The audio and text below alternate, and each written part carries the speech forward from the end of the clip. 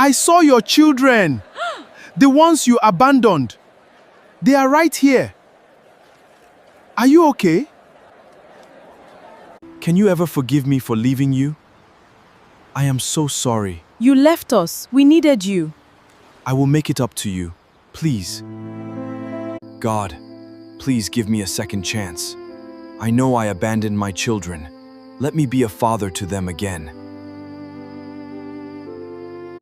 Forgive me for all those years of negligence.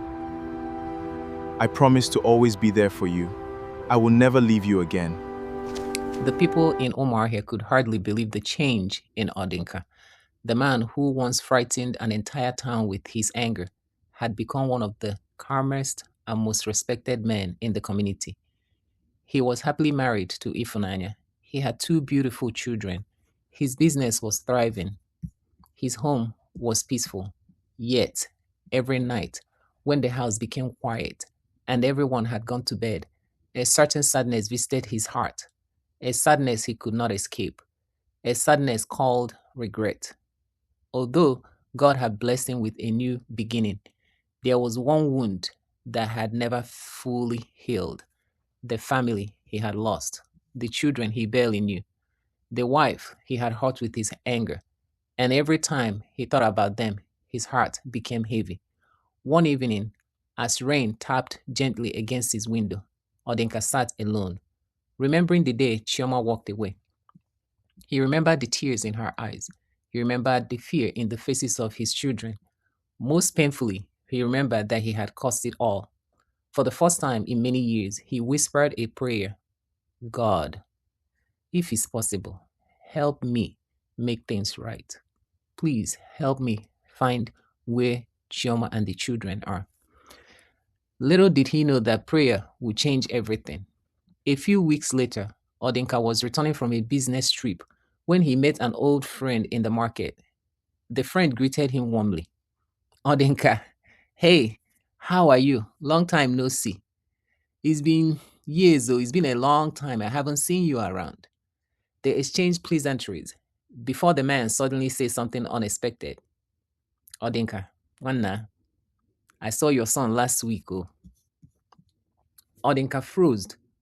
My son? Yes. The friend smiled. Nah, he looks exactly like you. He's your carbon copy. The words struck Odinka like lightning.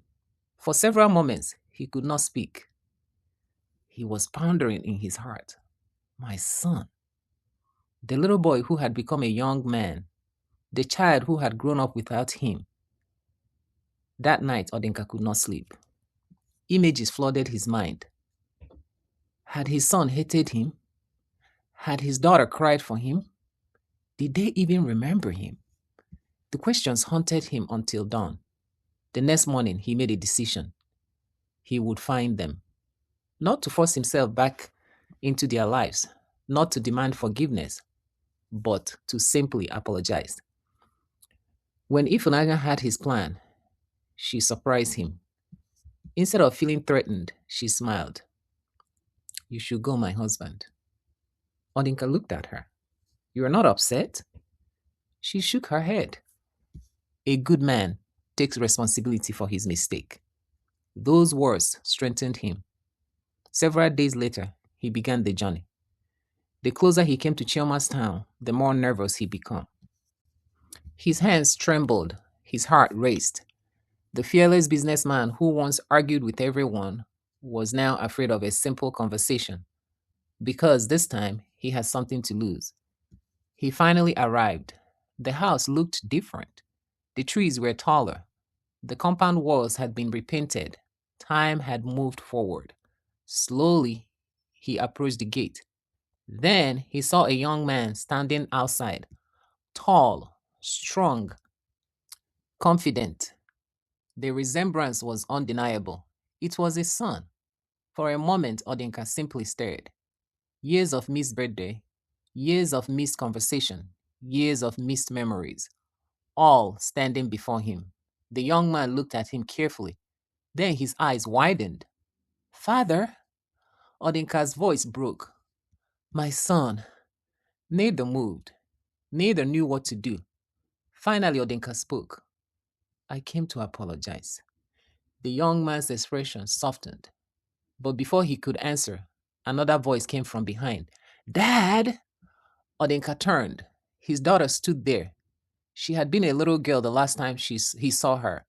Now she's nearly grown. At that moment, tears filled Odinka's eyes. The businessman who once thought crying was a weakness could no longer stop. For hours, they sat down and talked. The children told him about school, about sports, about graduation, about life, and Odinka listened, mostly listened. Something the old Odinka would have never done. Finally, his daughter asked the question everybody had avoided. Why were you always angry, Dad? The room became silent. Odinka lowered his head. Then he answered honestly. I thought anger made me strong. His son nodded quietly. And now? Odinka smiled sadly. Now I knew that anger made me weak. The children exchanged glances. For the first time, they saw a different man. Not the angry father of their childhood, but a humble man willing to admit his mistakes. The most difficult moment came when Chioma entered the room. She had left earlier in the morning for a business meeting. For several moments, they stared at each other. Neither of them spoke. Years had passed. Both had changed. Then Odinka stood slowly, respectfully, and bowed his head. Kneeling on one knee, he said, Chioma, I am so sorry. I am so very sorry. The room became silent. He continued, I blamed everybody except myself. Tears filled Chioma's eyes. I hurt you. I hurt our children. His voice cracked. I cannot change the past, but I am deeply sorry. For a long moment, nobody spoke. Then Chioma smiled gently. The anger she once carried had long disappeared. I forgave you years ago, so I can heal and be able to move forward. Odinka's knees almost gave away. The burden he had carried for years suddenly became lighter. Odinka spent few days in the town with the children and Chioma before traveling back to Umahi. The following month brought something nobody expected: healing. Odinka and Chioma never became husband and wife again. That chapter was over, but they became something equally important: partners in raising their children. They learned to communicate respectfully. They attended school events together. They celebrated birthdays together. They encouraged one another. And most importantly, they put the children first. The children began visiting Odinka and Ifunanya regularly. At first, they were nervous, but Ifunanya welcomed them with open arms. She cooked their favorite foods, listened to their stories, supported their dreams. Soon they began calling her Mama Ifunanya, not because she replaced their mother, but because she had earned their love. One day, an incident occurred that shook everyone. While visiting Odinka's house, his son accidentally damaged an expensive item worth thousands of dollars. Years earlier, Odinka would have exploded. Everybody waited. The room was very quiet. The young man looked terrified. Then something amazing happened. Odinka smiled. It was an accident, my son.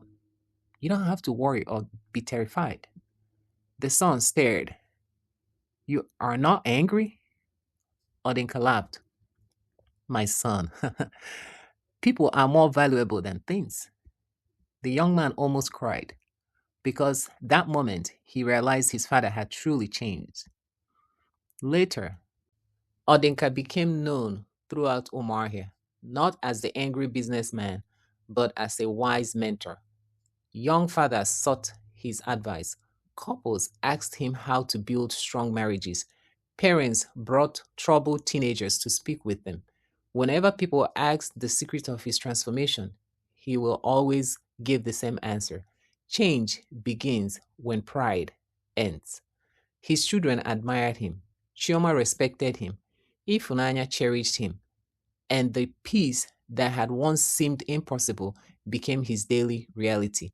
As the years passed, the bond between Odinka, Chioma, Ifunanya, and the children grew even stronger. What had once become a story of anger, separation, and heartbreak had become a story of healing, forgiveness, and family. One day, during a family gathering, Odinka's son asked a question that had been on everybody's mind for years. Mother, he said gently, why didn't you ever remarry? He said to his mother, Chioma. The room became quiet. Chioma smiled softly at her children and said, my children, after your father and I separated, my focus, bec- my focus became raising you into a good man and a good woman. The years passed quickly, and God gave me the strength to be content with the life I had. Her daughter reached her hand. Were you ever lonely, Mom? Chioma smiled. Yes, sometimes. But God surrounded me with loving children, good friends, and a purpose. I never felt abandoned. Odinka lowered his head as guilt washed over him once again. He knew how much Yoma had sacrificed. He had carried the burden of raising the children during the years when he was lost in his anger. She had attended school meetings alone. She comforted the children when they cried. She had worked tirelessly to provide for them, and she had done it all without bitterness. That evening, as the family sat together watching the sunset, Odinka stood up. I want to say something. Everyone turned towards him. At first, he looked at Ifunanya, his wife, who nodded encouragingly. Then he turned to Chioma and said, Chioma, I can never repay you for all you did for our children. The room was very quiet. You carried responsibilities that should have been shared. You endured hardship that I had helped created. Because of your sacrifice, our children became successful adults. Tears filled Chioma's eyes. Odinka continued, although we're no longer husband and wife, we will always be family because of our children. He paused. And today, before everyone here, I make a promise. The children leaned forward. I vow that as long as God gives me breath and strength, I will make sure you are cared for. You will never struggle in your old age. I will honor you as the mother of my children and support you whenever you need my help. The family was moved to tears. Chioma wiped her eyes. You do not owe me anything, Odinka. But Odinka gently shook his head. Perhaps not, but it is the right thing to do. Ifunanya smiled warmly. She had long understood that honoring Chioma did not diminish her place in Odinka's life as his wife. Instead, it showed the depth of the transformation that had taken place in his heart. The children embraced both parents. For the first time in many years, there was no pain, no resentment, and no anger among them, only peace. The people of Omaha often spoke about their unusual family. What a remarkable story, they would say. The man who once allowed anger to destroy his home became the very man who united it.